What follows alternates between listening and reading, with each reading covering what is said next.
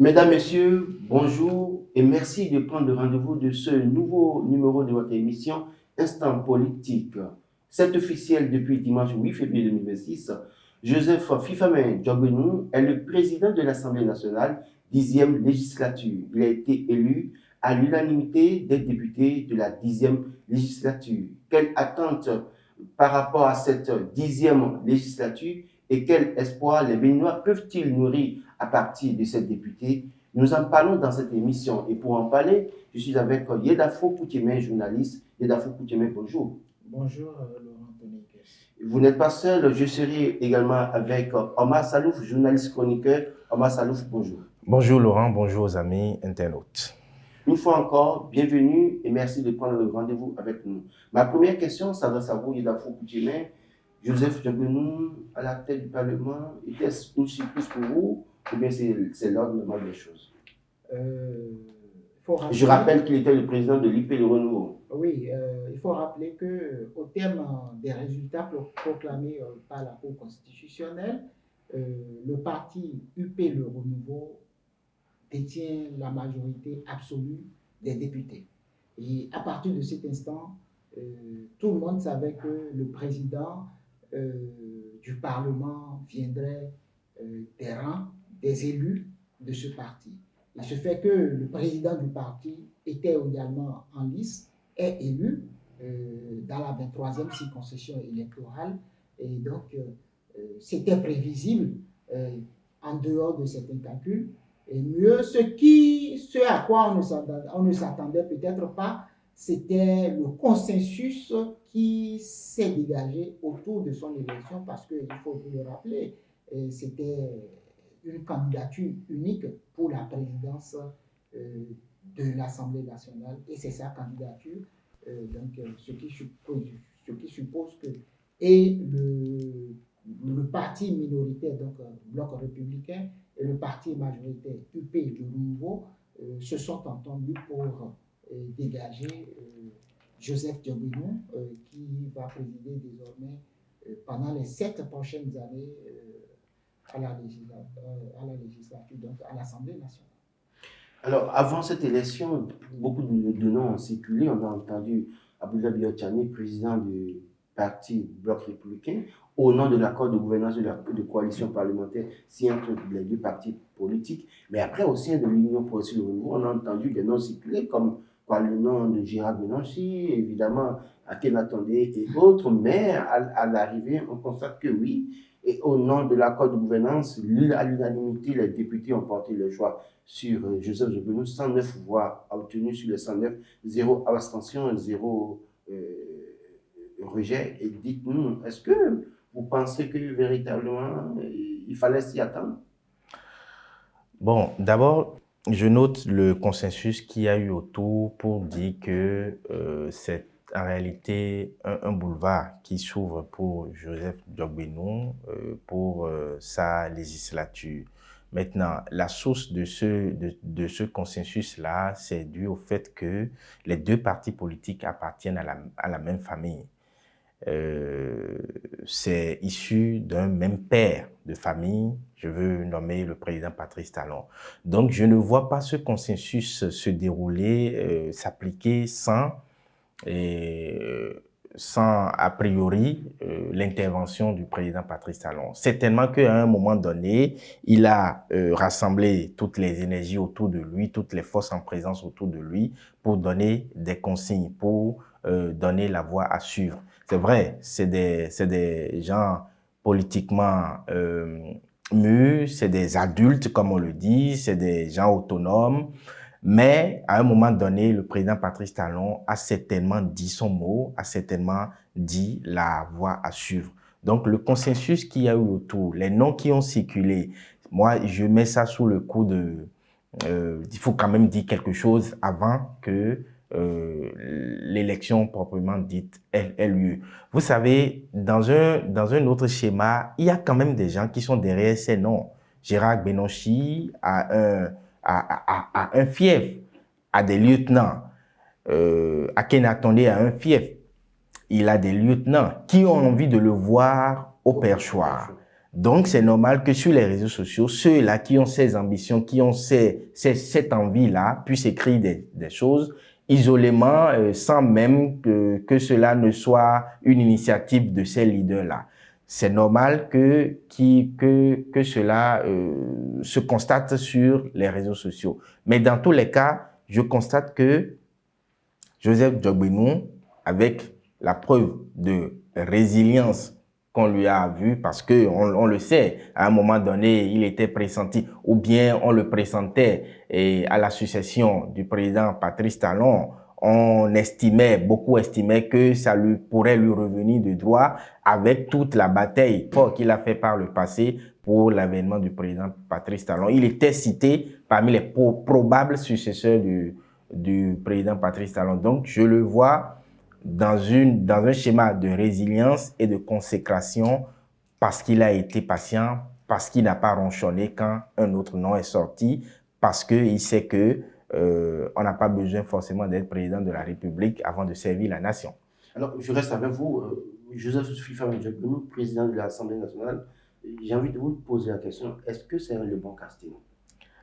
Oui, je pense que c'est l'un des bons castings parce que c'est un fonctionnaire chevronné, un avocat chevronné, un homme de grande culture. Et quand un professeur de droit, quand on se réfère un peu aux deux législatures pleines, je vais dire ça ainsi, hein, qui ont traversé le régime du président Patrice Talon, c'est des législatures de réforme, de grandes réformes, de réformes inédites. Dans cette logique de réforme et dans la logique de loyauté aux idéaux, parce qu'il faut le rappeler, Joseph Djogbenou fait partie de ceux qui étaient à la souche même de l'avènement du président Patrice Talon, à la souche de la rupture. Donc, ils se sont certainement entendus sur beaucoup de choses, sur des réformes qui engagent la vie de la nation sur des décennies.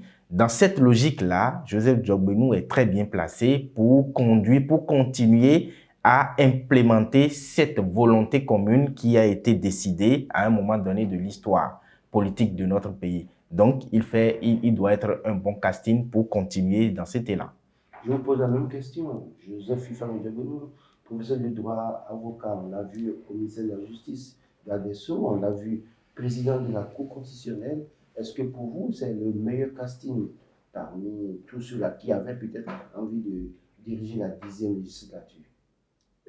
Il faut replacer son élection dans le contexte. Omar a commencé par rappeler que les 10 ans de Patrice Talon ont été une période de réforme. Et Bénin 2060 à l'AFIA, qui a été récemment annoncé, donc qui est entré en vigueur depuis le 1er janvier, a prévu pour la période 2026 à 2036, je crois, a déclaré cette période une période de consolidation des acquis. Et quand vous observez ces 10 dernières années, d'abord, Joseph Djogbenou, ministre de la Justice, a conduit les réformes, a initié les réformes institutionnelles souhaitées par le président Patrice Talon. À un moment donné, il s'est retrouvé président de la Cour constitutionnelle, donc régulateur de la vie politique à un moment donné. Et maintenant que le président Patrice Talon est en train de partir, en face, nous avons le favori pour les élections du 12 avril prochain, un Romuald Wardani, technocrate, et qui n'a pas un ancrage politique. En face, on a besoin, politique. En face, on a besoin d'un homme qui a son ancrage partisan. Et lorsqu'on prend Joseph Djogbenou, pour qui ne le sait pas, d'accord, d'abord, Joseph Djogbenou fut un ancien journaliste avec l'agence CIFIA, D'accord? Après, il a eu un long parcours au sein de la société civile.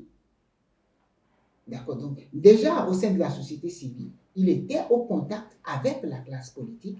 Après, il a choisi officiellement de faire le saut et de quitter la société civile, donc la neutralité, pour s'afficher officiellement comme politique. Et donc, comme tel, il a déjà un ancrage politique. Il a une expérience partisane, ce qui lui permet aujourd'hui, dans une perspective de consolidation des acquis, qui mieux que celui-là pourrait conduire les débats parlementaires. Donc, le haut lieu de la politique qui pourrait mieux diriger cela pour permettre à ce que nous consolidions les acquis qui ont été obtenus ces 10 dernières années. Il n'y a que Joseph Dioguéno.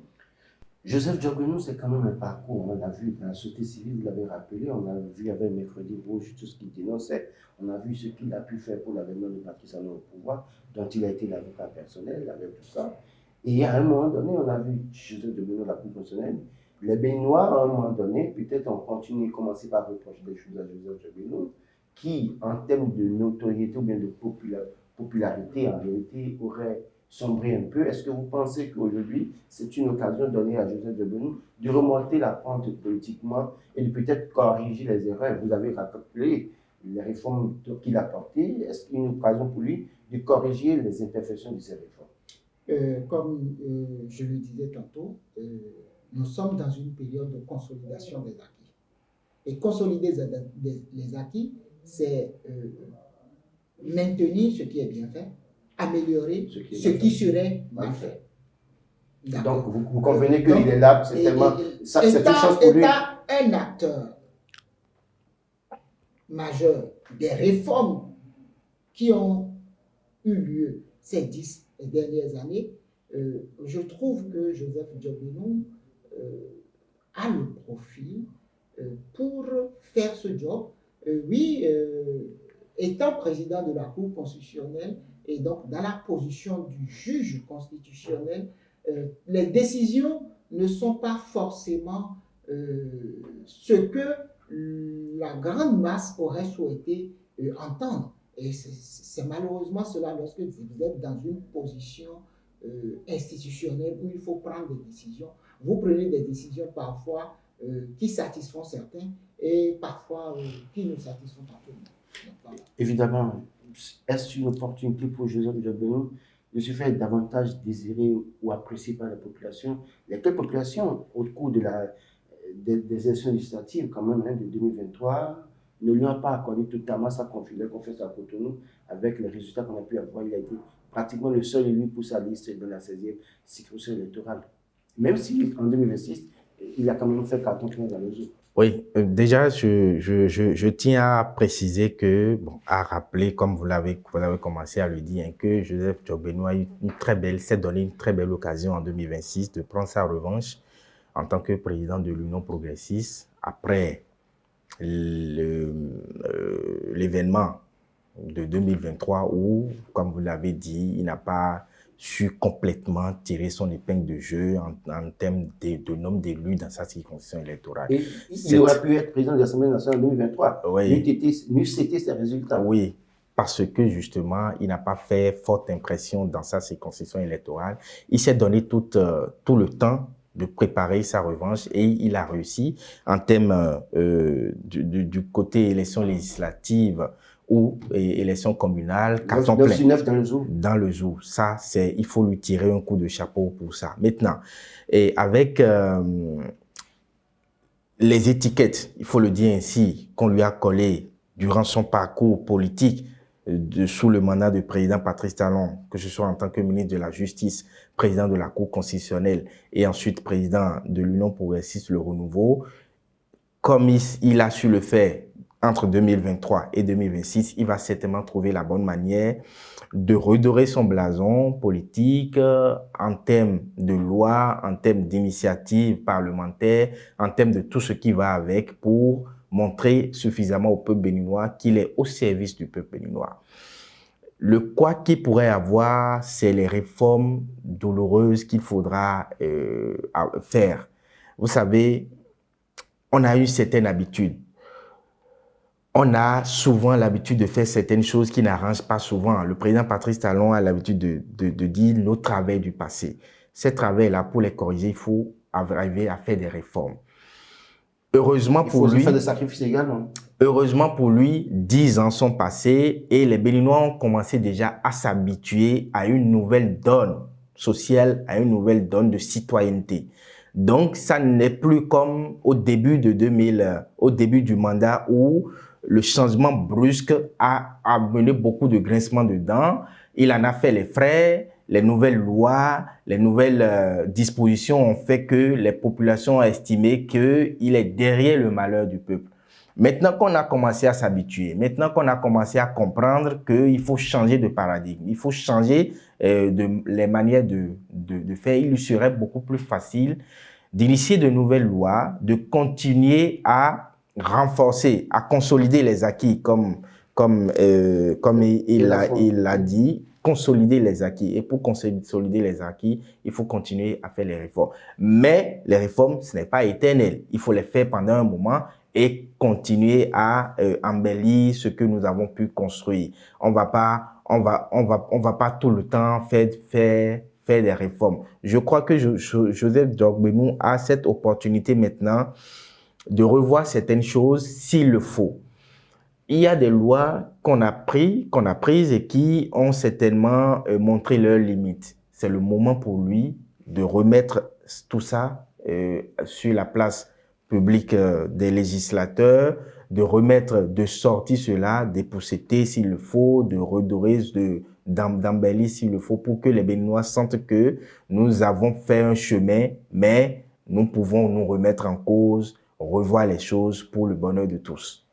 Joseph Djogbenou est le président de l'Assemblée nationale. Il ne sera pas seul, il sera accompagné par les autres députés, les 108 autres députés de l'Assemblée nationale, 10e législature. Quelle attente par rapport à ces députés? Quelles sont les attentes des populations? Vous êtes aussi un citoyen. La première des choses, le député, quel est son rôle? C'est d'abord légiférer. Et légiférer, c'est légiférer pour tous. Pour tous. Et lorsqu'on dit légiférer pour tous, la loi dispose pour l'avenir. Et donc, forcément, le peuple attend de ses mandants, je crois bien, qu'ils tiennent compte des aspirations de bien-être, de paix du peuple. Oui, on a besoin d'un leadership. On a besoin également que ce Parlement reflète l'autre rôle qui leur est conféré aux députés, c'est-à-dire le contrôle de l'action gouvernementale que beaucoup estiment pour les législatures passées ou notamment la 8e et la 9e. Voilà. Que beaucoup estiment qu'ils n'ont pas suffisamment rempli cette mission. Et donc, on attend beaucoup plus de cette législature que le débat politique soit ouvert, d'accord, que la complémentarité, parce que je vous ai rappelé les deux profils qu'on aura probablement à la tête de l'État, c'est-à-dire un Djogbenou donc à l'Assemblée, probablement favori, Romia Douadaï, technocrate sans ancrage partisan à l'exécutif et avec le bicaméralisme pour réguler un peu la collaboration entre... donc si les deux, c'est-à-dire les deux institutions, c'est-à-dire l'exécutif et le législatif parviennent à être complémentaires, ce sera au profit du peuple. Mais lorsque, et c'est aussi un risque, lorsque il s'avérerait que les deux ne parviendraient pas à être complémentaires, vous convenez avec moi que ça va créer encore d'autres dégâts que nous allons mettre du temps à combattre. Alors, nous avons tous suivi le fonctionnement de la 8e législature, celle de 2019 à 2023, 2019 à 2023 évidemment, on a pu voir ce qui s'est passé avec ce Parlement qui, pour la première fois, avait travaillé à la révision de la Constitution et qui avait amené à l'époque, pour la première fois, cette affaire de parrainage. On a pu voir comment est-ce que ça a été traité, cette affaire de parrainage en 2021 pour l'élection présidentielle. Et donc, on a aujourd'hui au Parlement les deux partis politiques qui avaient constitué évidemment encore la 8e législature avec les 83 députés à l'époque. Est-ce que vous avez des craintes que ce Parlement fasse les mêmes erreurs ou bien aille dans le même sens que cette législature, 8e législature, et ne soit pas peut-être là à combler les attentes des populations en corrigeant ce qui est à corriger? Oui, la crainte pour tout bon béninois est pris de paix et de justice sociale. C'est normal d'avoir des craintes. On ne va pas dormir sur nos lauriers et dire que bon, l'Assemblée nationale est constituée, ils vont travailler pour le pays. On a la crainte qu'ils se mettent trop à l'aise, qu'ils se retrouvent trop en griffe copains pour ne plus trop se soucier des vrais problèmes du pays. De 2019 à 2023, il y a eu des lois, c'est ce que je disais en réalité, il y a eu des lois qui ont été prises et qui, certainement parce qu'ils sont les seules deux couleurs de l'Assemblée nationale, ils ont estimé que c'est ce qu'il fallait. Mais avec un peu de recul, s'ils estiment que ces lois sont peut-être chrysogènes, sont de nature à remettre en cause l'ordre, la paix sociale, c'est le moment de revenir sur ça. C'est le moment de se dire en réalité que nous travaillons pour qui? Nous travaillons pour le bien-être du pays. Et donc, on peut revoir si le parrainage pose problème, si le dispatching électoral en termes de pourcentage à obtenir, en termes de circonscription électorale à couvrir, si tout ça la pose problème, c'est le lieu de revenir sur ça. Et donc, la crainte de tout Béninois, c'est est-ce qu'ils vont pouvoir prendre cette hauteur? Est-ce qu'ils vont pouvoir se dire que nous sommes des humains, nous avons peut-être commis des erreurs, nous pourrons nous racheter, nous sommes 109 députés de la même famille politique, mais n'empêche que dans notre posture de législateur, de contrôleur, il faut le dire, de l'action du gouvernement, nous avons l'obligation de prendre de la hauteur, nous avons l'obligation de voir de plus près ce que fait le gouvernement. Robert Wadagne, probablement président de la République, Joseph Djobenou, président de l'Assemblée nationale, les deux se sont côtoyés par le passé dans le gouvernement du président Patrice Talon. Ils se connaissent un peu. Je ne sais pas avec exactitude les rapports qui lient les deux hommes, mais je veux espérer que ces rapports soient les plus cordiaux, soient les plus beaux possibles. Le Parlement n'est quand même pas là pour avoir des rapports cordiaux avec l'exécutif, parce qu'en réalité, il est là pour contrôler l'autre. On ne va pas forcément souhaiter ça. Oui, mais le Parlement n'est pas là aussi pour être c'est un contre-pouvoir, d'accord, mais c'est pas une guéguerre en fait. Évidemment, la crainte c'est qu'il ne faut pas que le Parlement soit... Que le bien soit fait pour le bien, en fait. Pour le bien du peuple. Oui, voilà.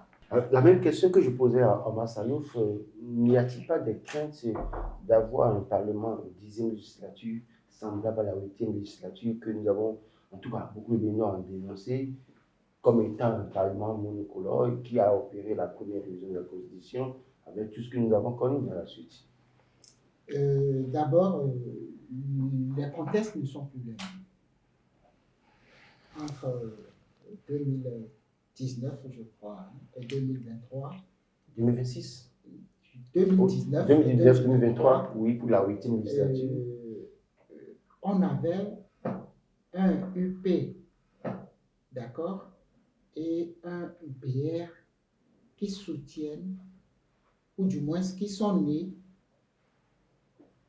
dans la fièvre de l'action d'un homme. Donc, ce sont des partisans d'un leader qui se sont réunis pour former ces deux partis, peut-être parce que n'étant pas capables de s'entendre pour former un. Mais dans le cas d'espèce, 2026 à 2033, ce n'est plus le même leader. Et ils ne doivent pas forcément loyauté à celui qui sera là à l'exécutif. Vous pensez? Je dis parce qu'ils ne sont pas nés de ses entrailles. Ça, c'est le premier aspect. L'autre aspect, celui dont on parle, lui, il s'est affiché aux côtés d'un parti. Et qu'il vous souvienne qu'il était proche d'un autre avant de s'afficher aux côtés d'un autre. Et donc, les rapports politiques entre le nouveau chef de l'exécutif et la classe politique ne sera pas forcément les mêmes entre 2026 et 2033 que entre 2019 et 2023. 2023, 2026, parce que ça a changé. Ce n'est pas parce que le Parlement 2023-2026, il y avait la présence des LD. Donc, ce n'est mais pas... rien n'a changé pour autant. Ça importe, mais de l'autre côté, on parlait de monocolore parce que c'est deux partis qui sont sortis des entrailles, en tout cas des partisans d'un même leader. Dans le cas d'espèce, le seul leader n'est plus là. Et les ambitions ne sont pas forcément les mêmes. Et comme je vous l'ai dit... Est-ce a dit que Rumi Rwanda aura foi à faire face à cette législature? Il voudra, dès qu'il va s'installer, si les Béninois décidaient, parce que être favori ne veut pas dire qu'on va gagner. D'accord? Donc, si les Béninois décidaient que c'est lui qui va diriger l'exécutif pendant les 7 prochaines années, un bon Béninois, je dis bien, un bon Béninois, il va vouloir se créer un ancrage partisan. Ce qui voudra dire qu'il va vouloir rogner sur le territoire des deux partis politiques existants, ou du moins les deux partis politiques actuellement en coalition ou pour soutenir les actions de Patrice Talon, qui ne sera plus là dans quelques mois. Et donc, cette action qui pourrait être initiée pourrait créer des réactions. Et donc, que des frictions arrivent, c'est plus facile. Et si un parti devra loyauté à l'exécutif, ce sera forcément le parti auquel se rapporte le président de la République, c'est-à-dire le bloc républicain, qui n'est pas majoritaire au Parlement. Bon, à proprement parler, on ne sait pas si les leaders de l'Union progressiste du renouveau, hein. Ça se dit, mais on n'a jamais eu la confirmation. La confirmation de quoi? De ce que l'actuel, en tout cas le prochain président du bloc républicain proche. Non, ils le disent clairement que la preuve, quel parti politique a porté la candidature de Rwanda Douaraï? C'est le bloc républicain, ce n'est pas caché. Donc, le président est proposé par le bloc républicain et le vice-président est proposé par UP Le Renouveau. C'est ce qui s'est passé. C'est ce qui se dit. C'est ce qui est. Bon, mais en fait, c'est le constat. Oui, on ne peut pas. Je ne sais pas. Le bloc républicain réclame que le candidat, autant que l'UP Le Renouveau, peut le réclamer. Mais de toute façon, c'est courant de voir. Il y a une coalition autour de 100 candidatures, mais avant cette coalition, il y a un parti qui dit c'est moi qui porte sa candidature. Justement, et c'est le bloc républicain. C'est parce que le bloc parti porte sa candidature qu'il est du parti. Je dis qu'il est proche. Je n'ai jamais affirmé qu'il est du parti. J'ai dit qu'il est proche du parti. Oui, il est autant proche de l'UP Le Renouveau. Laissez-moi finir. Puisque le débat, ce n'est pas le prochain président sera proche ou pas. D'accord. Évidemment. Ce n'est pas ça. Ce n'est pas la proximité de Rwanda Douaraï d'un parti ou de l'autre. Je suis dans un scénario où je dis, si un parti va dire, bon, je dois loyauté, encore que dans le cas d'espèce, c'est le parti qui porte la candidature d'un individu. Et donc, c'est l'individu qui doit loyauté à ce parti.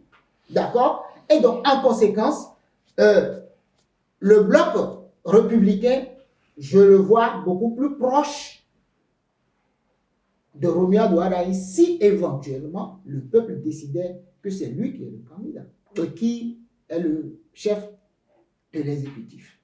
D'accord? Mais, et dans ce cas, lorsque vous regardez ou vous assistez, à quoi nous assistons actuellement, si vous suivez un peu les débats à la Cour suprême, devant la Chambre administrative, vous vous rendez compte que les gars, ils sont ensemble, ils nous montrent qu'ils sont ensemble, mais dans la réalité, dans le fond, ils ne sont pas du tout ensemble. Et donc, déjà, première chose, je récapitule, si le prochain chef de l'exécutif n'est pas issu de la FCBE, donc Romuald Ouaddaï, si c'est lui qui est élu, et qu'il cherche à se donner une légitimité partisane, il va créer des frictions autour ou au sein de la mouvance, la grande mouvance, de la coalition qui porte sa candidature. Parce qu'il n'ira pas rogner, c'est vrai. On va me dire qu'il ira chercher également au sein de l'opposition, tout comme... Mais les vrais, puisqu'il a besoin de députés qui lui soient fidèles et autres, sa vraie cible sera les deux partis présents au Parlement d'abord. Et donc, s'il ne doit pas avoir trop de friction, ce sera d'abord du fait du chef de l'exécutif. Et je l'ai dit tantôt, la collaboration, la complémentarité qu'il y aura entre les deux institutions, ou du moins les deux pouvoirs, seront beaucoup plus bénéfiques au peuple que une friction qui va obliger le Sénat à intervenir et donc à réguler.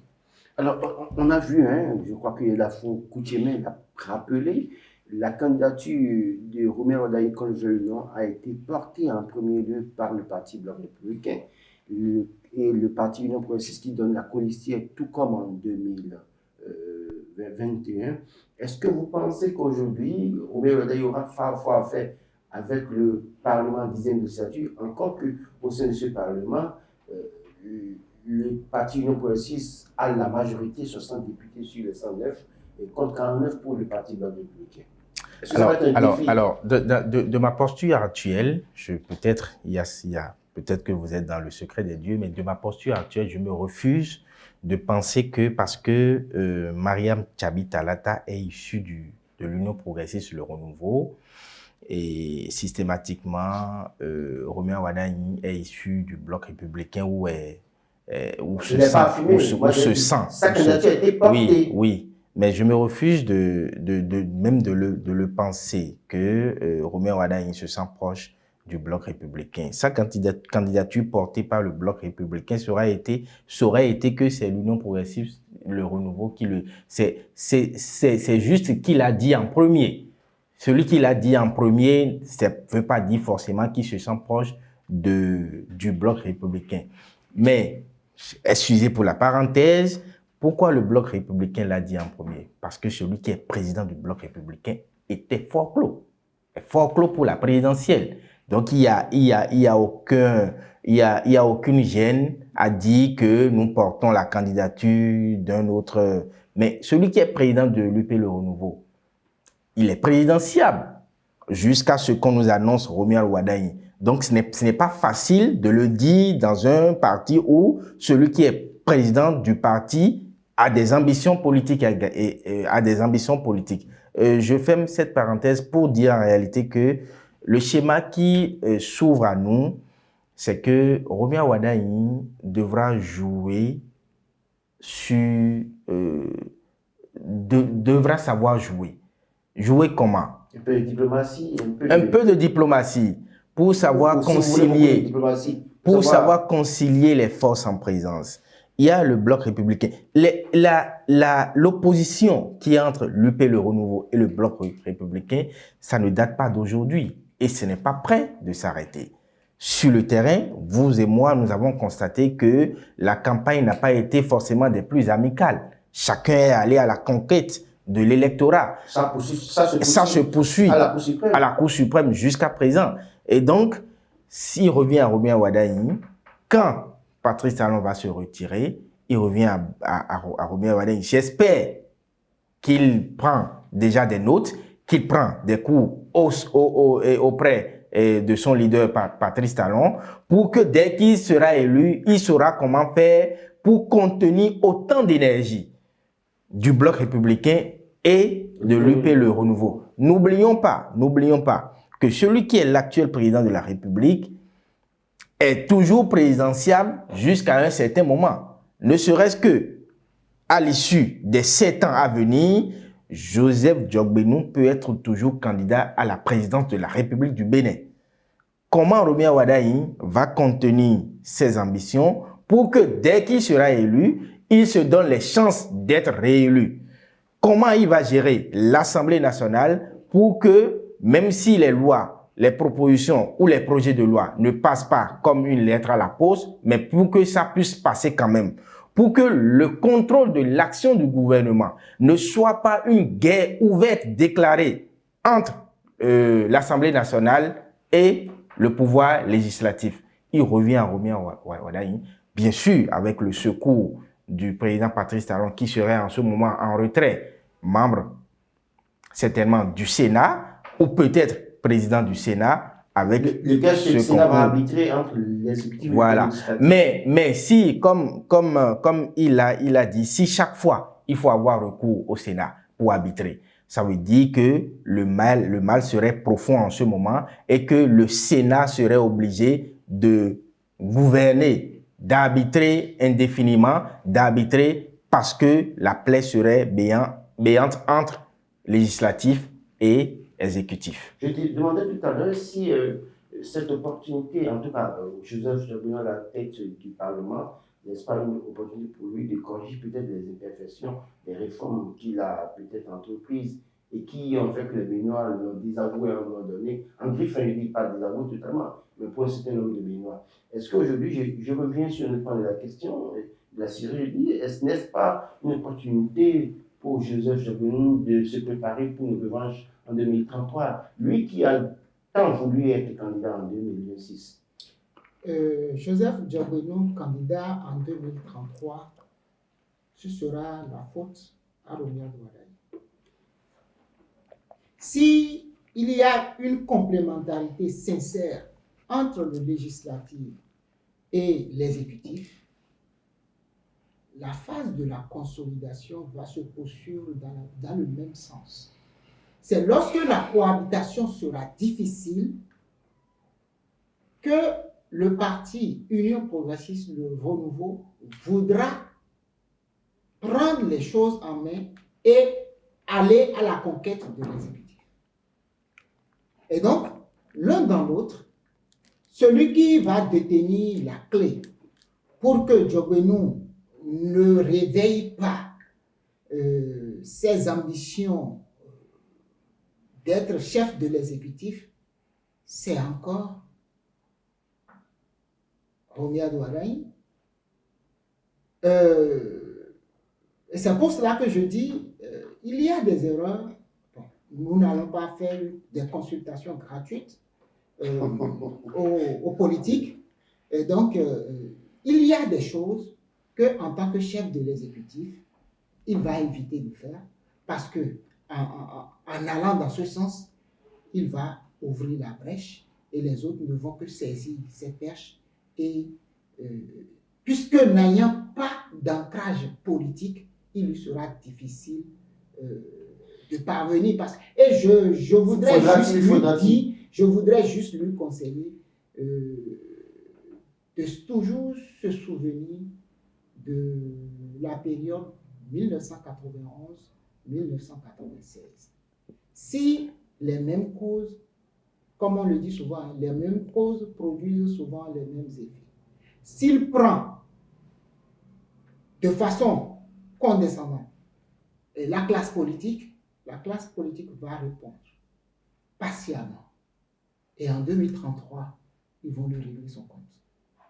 Donc, tout dépend du prochain chef de l'exécutif, si Djogbenou ira à la présidentielle ou pas. Ce dont on parle, si le Donc, prochain... dans le cas d'espèce, il faut Si le chercher la prochain complicité chef- plutôt que la confrontation. Voilà, parce que si le prochain chef de l'exécutif se fait détester par la population, Diogbenou n'aura plus rien à faire pour consolider l'assise de son parti. C'est pour cela que je dis, la clé, c'est le prochain chef de l'exécutif qui détient cela. Et non Diogbenou. Si Diogbenou va réveiller ses ambitions, c'est lui. Et si Diogbenou sera super puissant, super populaire, c'est encore lui. Alors, est-ce que vous faites la même lecture? Est-ce que, plutôt que de faire de la confrontation, Roméo Wadaini a intérêt à travailler de la complicité, même si cette complicité ne ferait peut-être pas trop, ne rendrait pas trop service. Oui, complémentarité ne rendrait peut-être pas souvent trop service au peuple. Est-ce qu'il vaut mieux chercher la complémentarité plutôt que la confrontation? Oui, c'est ce qui est souhaité. Il faut chercher la complémentarité entre législatif et exécutif. C'est ce qui est souhaité. Maintenant, comment est-ce qu'il faut contenir les ambitions d'un homme qui se voit présidentiable? Qui se voit déjà présidentiable, oui, de toute façon. À un moment moment donné. Mais j'estime que c'est parce qu'il a pris de la hauteur. Je parle du professeur Joseph Diogbenou, c'est parce qu'il a pris de la hauteur et qu'il s'est rendu compte que, je l'ai dit au début, hein, c'est pas forcément en étant président de la République qu'il faut servir la nation. Il est président de l'Assemblée nationale. Je ne sais pas ce qu'il adviendrait, mais je me dis quand même que, en tant que président de l'Assemblée nationale, il peut beaucoup apporter. L'autre chose, c'est un président de la République, c'est 7 ans renouvelables une fois. Roméo Wadaini, au nom de cette complémentarité et même au nom de cette complicité qui va davantage s'ancrer entre les deux, peut dire, bon, j'ai fini 7 ans. S'il est élu, maintenant, bien sûr, j'ai fini 7 ans, je laisse la place à mon alter ego, Joseph Diogbenou. Ce n'est pas interdit, ce n'est pas exclu. Dans tous les cas, j'ai l'espoir de voir un pont efficace entre exécutif et législatif. J'ai l'espoir de voir que la politique politicienne ne va pas rapidement prendre le dessus. Si le président Patrice Talon a réussi à faire une chose, c'est qu'il a contenu les ambitions. On se souvient, en 2015, à la veille de la présidentielle, tout le tohu-bohu qu'il y a eu dans le pays. Patrice Talon a maîtrisé ça. On se souvient toutes les défections qu'il y a eu à la veille de la présidentielle de 2016. Patrice Talon a réussi à contenir ça, a réussi à concilier les positions, à concilier les énergies, à faire en sorte qu'il y ait une certaine unicité d'action. Personne ne voyait venir l'unicité d'action dans la désignation de Roméo Wadaini. Quelqu'un qui a bénéficié de cette aura, de ce mouvement d'ensemble, doit pouvoir se tenir prêt à travailler dans le même élan, à travailler à ce que Union progressiste, le renouveau, Bloc républicain et peut-être d'autres forces après, que ça ne s'effrite pas, que les postures les plus dures soient ramollies, les ambitions les plus farouches soit contenu pour que dans son bilan, qu'il puisse dire qu'il a passé les tempêtes, qu'il a réussi à éviter les tempêtes, qu'il a réussi à faire en sorte que le très grand professeur de droit, Joseph Diogbenou, et lui ont travaillé ensemble. D'aucuns estiment que la collaboration entre Joseph Diogbenou et Roméo Wadaini sera très difficile parce que c'est des gens qui ont une certaine carrure intellectuelle, mais il ne faut pas oublier, c'est de grands hommes. Les grands hommes, ils finissent par, ils s'écoutent, ils s'entendent sur le minimum. Le minimum, c'est la collaboration pour faire du Bénin ce que nous avons commencé à vivre depuis une dizaine d'années. Quel espoir pour le peuple béninois au terme de cette législature, en tout cas, dès l'entame de cette législature, quel espoir pour le peuple béninois? Doit-il, le peuple, se nourrir d'espoir ou rester là à observer et jouer le rôle d'observateur pour voir comment est-ce que ça va finir. Comment est-ce que ça va se passer légalement? Il y a une vision claire qui est énoncée. Et nous sommes dans une phase de consolidation. Et je le rappelle, c'est pédagogique. Nous entamons une phase de consolidation du dynamisme qu'on a entamé depuis quelques années.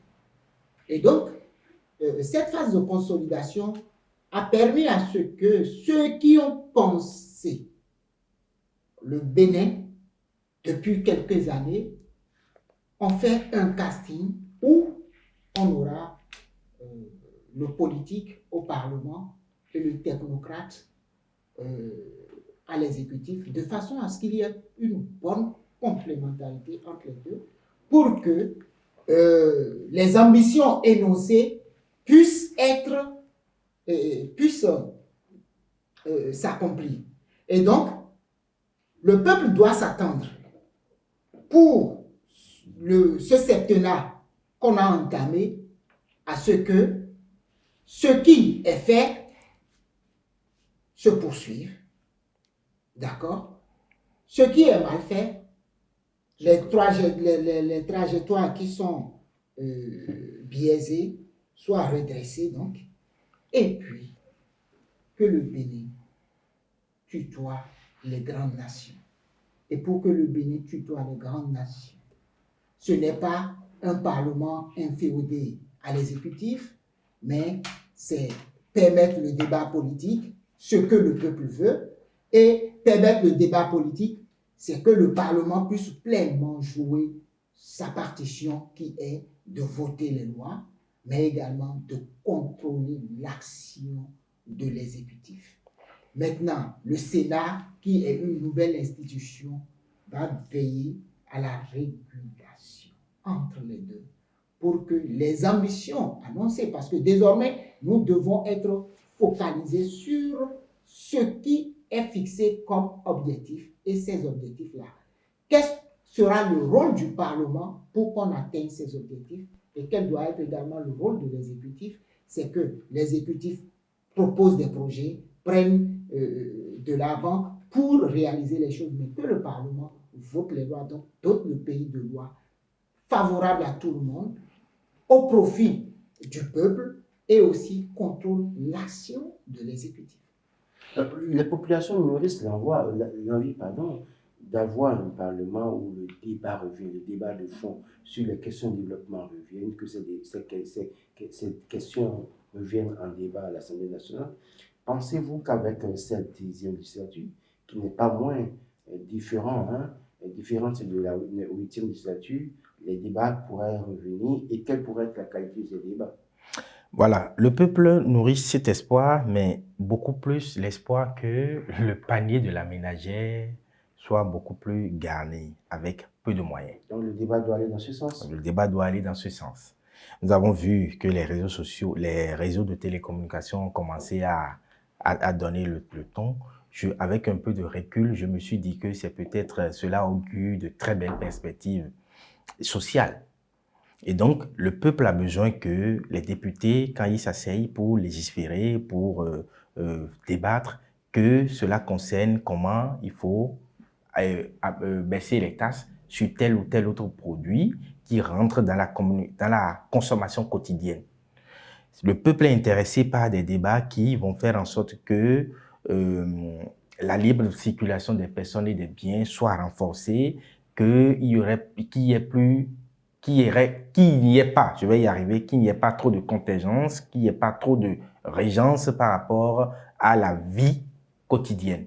Le peuple est intéressé par tout ça. Le peuple est intéressé par ce que les différentes corporations, la presse notamment, soient beaucoup mieux traitées, que les journalistes soient beaucoup mieux considérés, qu'il y ait de nouvelles dispositions qui leur permettent de vivre véritablement de leur métier. Et cela est ainsi dans beaucoup d'autres corporations qui ont envie que ça aille mieux et que de façon globalement sociale, on pousse un ouf de soulagement. Parce que n'oublions pas, nous avons passé 10 années à non seulement serrer la ceinture, mais à comprendre qu'il faut des sacrifices. Peut-être que les sacrifices, nous allons les continuer, mais de façon beaucoup plus amoindrie, de sorte à commencer à profiter des fruits de nos sacrifices. Le vrai débat sera-t-il au rendez-vous au cours de la 10e législature? La même question, quelle pourrait être la qualité de ce débat? Quelles sont les thématiques sur lesquelles on pourrait faire ce débat qui intéresse le peuple? Le vrai débat, si le vrai débat doit revenir, c'est d'abord que les députés jouent pleinement leur rôle du contrôle de l'action du gouvernement. D'accord. Et maintenant, jouer ce rôle, c'est également comprendre les enjeux. Et c'est pour cela que je rappelle chaque fois la boussole que nous nous sommes donnée à la FIA 2060 et la période que nous entamons qui dit clairement consolidation des acquis. Et donc, est-ce que le Bénin doit poursuivre dans la dynamique d'industrialisation que nous avons entamée? Avec la GDZ. Alors, si c'est le cas, il faut que les députés soient suffisamment informés et que les échanges se font, c'est-à-dire au-delà même du débat au Parlement, même l'opposition qui n'est pas représentée au Parlement peut contribuer au débat en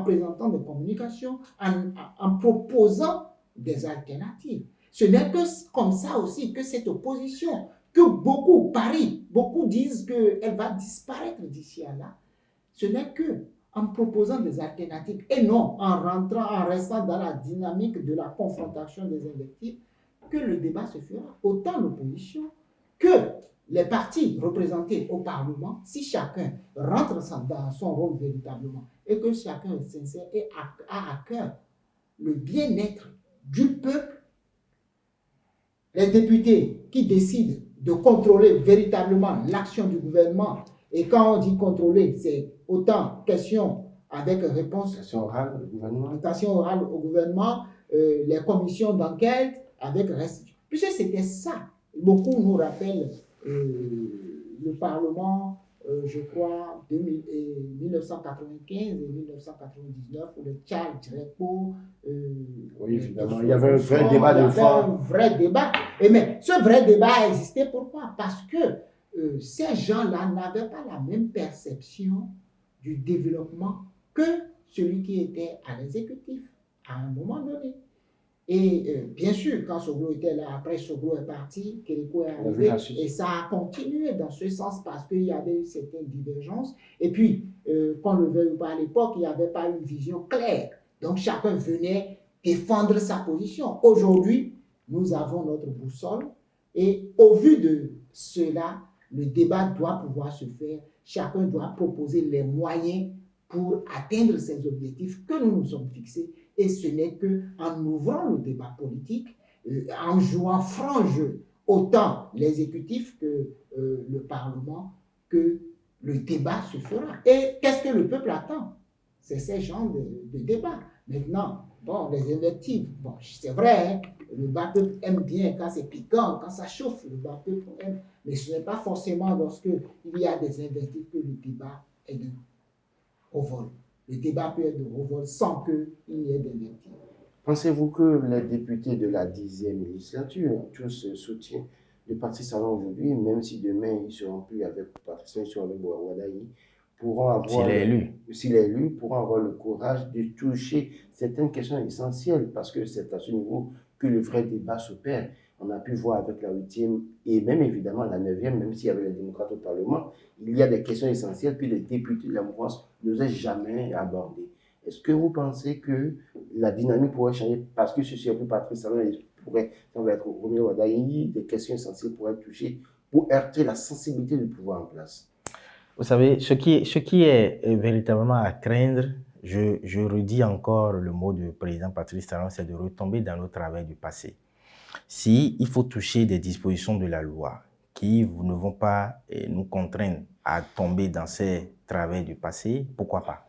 S'il faut revoir certaines lois, certaines dispositions qui vont permettre à ce que le peuple ne se sente plus confiné, le peuple ne se sente plus privé de sa large liberté, pourquoi pas.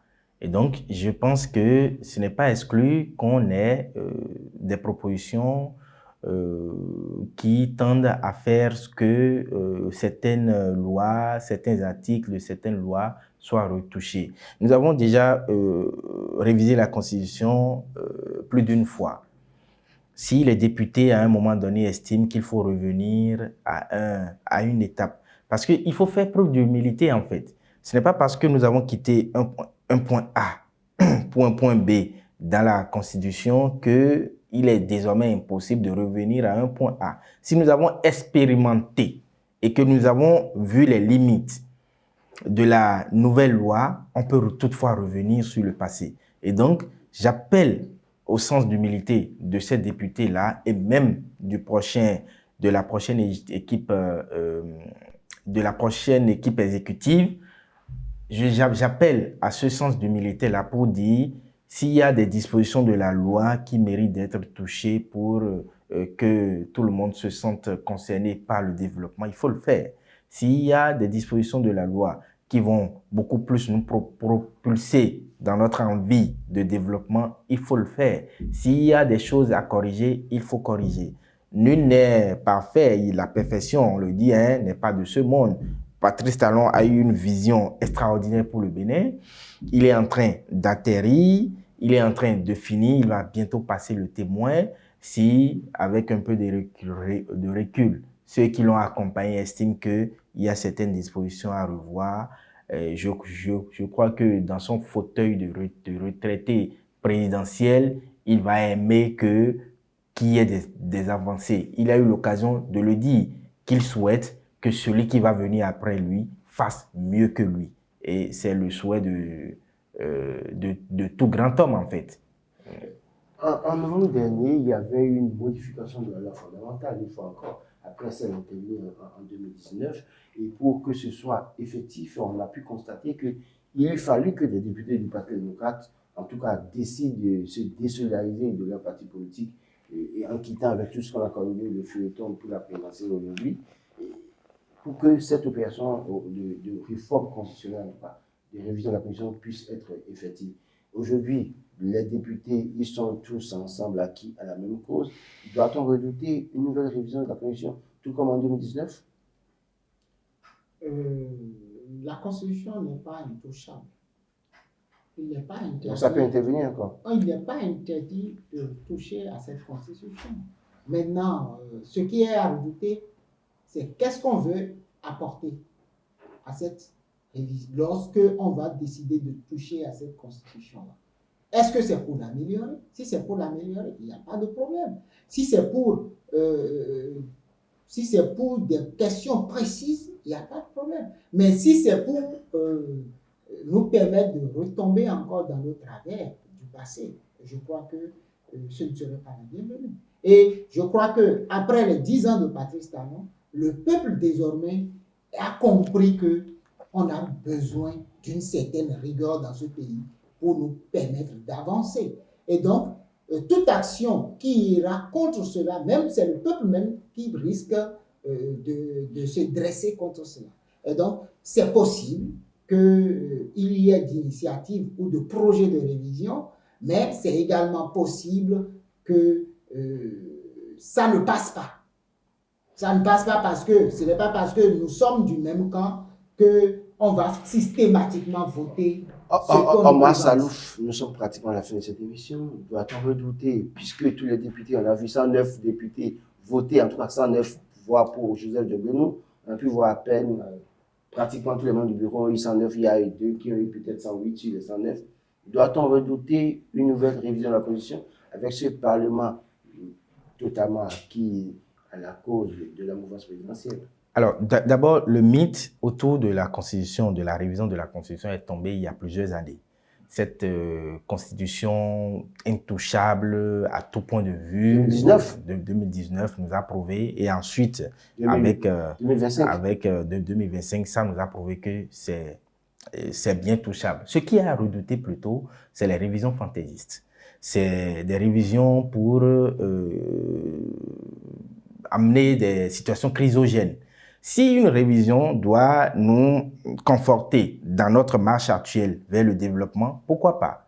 S'il y a une révision qui va nous permettre, en tant que Béninois, de nous sentir mieux chez nous, que cela ne nous contraille pas à penser à aller ailleurs pour vivre mieux, s'il y a une révision qui va nous amener à être davantage fiers de notre pays, ce n'est pas à redouter. Ce qui est à redouter, c'est des révisions, comme je l'ai dit, fantaisistes, c'est des révisions qui vont nous amener sur des situations que jamais on a souhaité dans notre pays.